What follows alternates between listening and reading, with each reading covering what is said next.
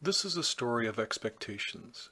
It's about how evaluators, particularly those working in collaborative contexts, need to recognize the role of non-rational decision-making in organizational functioning and manage expectations accordingly. In the late 80s and early 90s, Cousins worked out of the Trent Valley Centre, a satellite office of the Ontario Institute for Studies in Education, located in Peterborough. In his role there, Cousins did some graduate teaching, but mostly he worked with educators from various school districts in the region. His primary focus was helping them to evaluate their own programs and services. The Trent Valley Centre office was located on the top floor of the Education Centre of the local Board of Education. Because the small centre staff provided cost-free services in curriculum development, leadership development, and program evaluation in the region, the board graciously provided office space free of charge, including heat and hydro. During his second summer in this position, the centre's director took vacation and Cousins was left in charge. One morning he was called into a meeting with one of the school district's superintendents. The superintendent wanted to discuss an applied research need held by the board. Cousins listened patiently as she described the board's need relating to a school closure issue in the district. It became apparent that the board wished to close an elementary school in a nearby village that was experiencing reduced enrollment. The school had been there for many years and had a rich history, but it became evident that the school was unsustainable. At the time, Ontario provincial legislation required school districts considering school closure to conduct a research study focused on the potential impact on the local community. The superintendent requested that the Trent Valley Centre take on the project. The board would be very grateful. Cousins thanked her for the meeting and indicated that he would consider the request and get back to her. Having thought it over, he was very much disinclined to comply with the request. He deduced that what was being requested was more of a political activity than a research study, and he knew that the Trent Valley Centre's good name would add substantial credence to the initiative. Still, he wanted to assist in some way or other in order to maintain good relations with the school board, the center's host. Cousins had given a course on program evaluation the previous winter, and he knew a couple of teachers who may have been interested and available over the summer to take on the project.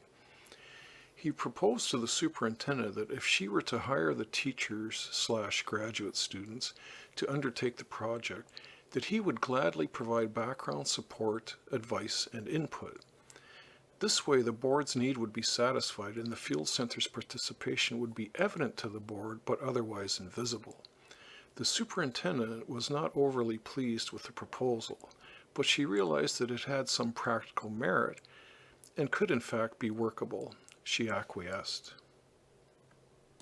The teachers were hired and Cousins arranged meetings with them. They met regularly throughout the summer through all phases of the project, including planning, instrument development, sampling and data collection, analysis, and reporting. The primary data stream was a telephone survey of community members. Despite his behind-the-scenes involvement, Cousins actually contributed quite substantially to the project. When the data from the telephone survey came in, it soon became apparent that there was an even split of views among the village community members who responded. Of those participating, 50% were in favor of the school closure, while the other half were opposed.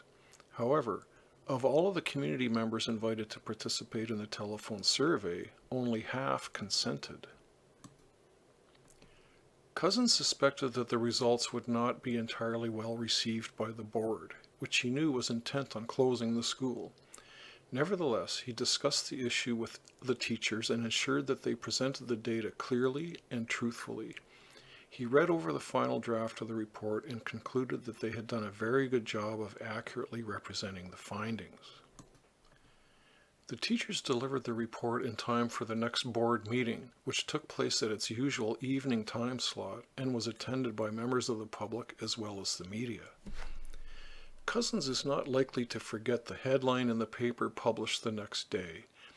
It read that 75% of the village community respondents were in favor of closing the school. It was obvious that the superintendent had lumped in the non-respondents with those who were not in favor of keeping the school open. The center's director returned from his summer vacation just after Cousins had departed to take his. When Cousins returned to work a few weeks later, he learned that his colleague had been called into the school board director's office and directly queried as to why the Trent Valley Center had refused to take on the community survey project. While the entire issue had created some tension between the Trent Valley Center and the county board, it was clearly a good thing that the center remained in the background. Cousins had wondered whether he should have followed up with the superintendent or the newspaper to clarify that the results, as reported, were inaccurate. Given the political fallout that such a move was likely to create, he elected to remain silent. The Trent Valley Center director concurred with that choice. In retrospect, Cousins felt that he ought to have personally shared the results with the superintendent and perhaps at the outset queried her about the implications of results that may not align with what was hoped. This anecdote speaks to the political nature of evaluation. Whether collaborative or not, all evaluations and applied research initiatives take place in a political context. Evaluators need to be cognizant of the sometimes not so hidden expectations held by organizations or program communities and guard against taking action for the wrong reasons. In another project in a different school district, Cousins worked with a team of educators to conduct a needs assessment about how to direct information technology resources in district elementary schools. The issue had to do with whether the district should invest in classroom computer configurations or out-of-classroom computer laboratories. The needs assessment, which was based predominantly on interviews with educators, observation data, and a literature review, concluded that in-classroom configurations was the preferred model and well justified on educational grounds. A year after the report was submitted, Cousins returned with a graduate assistant to conduct a follow-up study on the use of the findings of the needs assessment report. Among those interviewed were members of the team that co-produced the report. Cousins was astonished at the level of anguish that seemed to be uniformly held by the members. Despite the findings of the report, the board had decided to go with a model of out-of-classroom labs. The members were frustrated and angry because they felt betrayed. They had invested good time and energy into producing the credible needs assessment, but now believed that the decision by the board to install computer labs had already been taken. Again, the political context of evaluation appears to be at play in this narrative. By virtue of a trained evaluator working with local educators to complete the inquiry, the evaluation team members had developed expectations that what they had recommended would be adopted. Their expectations turned out to be false. What they failed to recognize, and what Cousins failed to foreshadow, was that organizational decisions are taken in a political context, and that they often draw information from many sources, evaluation or applied research being one. The foregoing narratives helped Cousins to understand the importance of managing expectations when it comes to engaging in collaborative inquiry. Particularly in the case of collaborative approaches to evaluation, evaluators ought to caution team members openly about the need to consider the non-rational nature of organizational decision-making and guard against setting false expectations. While it is true that evaluation can be positioned to leverage change, sometimes rational decisions are not likely. And there you have it.